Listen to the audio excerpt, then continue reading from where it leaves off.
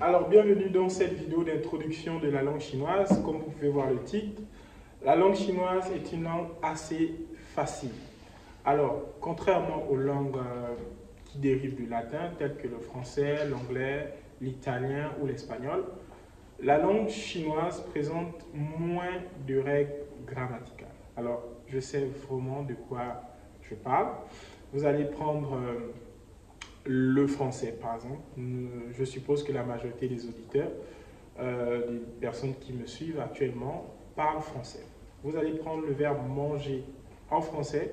Selon le pronom personnel, le verbe à l'infinitif change de forme.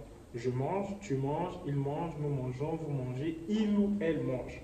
Alors, la langue chinoise, quant à elle, n'est pas une langue qui dérive du latin, comme je le disais tantôt. C'est une langue vernaculaire. Pour ceux qui viennent par exemple du Congo, vous pensez à Lingala. Pour ceux qui viennent de l'Afrique australe, vous allez penser au Swahili, par exemple. Et ceux qui viennent du Gabon, le Fon, le Ndébi, etc. Ce sont des langues qui ne respectent pas la même logique. Donc du coup, ne me demandez pas pourquoi en français on dit ça et pourquoi en mandarin on dit autre chose, parce que les langues sont totalement différentes.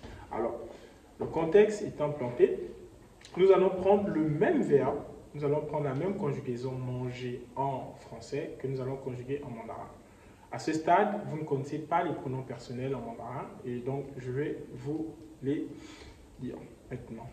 Wo pour dire je, ni pour dire tu, ta pour dire il ou elle, woman pour dire nous, ni men pour dire vous et ta men pour dire il ou elle.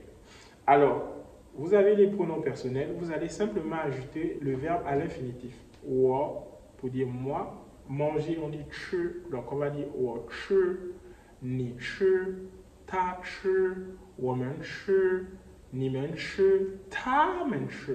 Alors vous allez voir que le même verbe à l'infinitif a été conjugué à toutes les personnes. Ça, c'est une particularité de la langue chinoise. Et lorsque vous allez parler du passé, par exemple en langue chinoise, il vous suffit de simplement mettre le à la fin. Alors qu'en français, nous avons le plus que parfait, l'imparfait, le subjonctif et tellement de passé. Le mandarin est assez simple comme langue. Alors, est-ce que le mandarin est difficile? Non, le mandarin n'est pas difficile. Le mandarin est différent. Merci.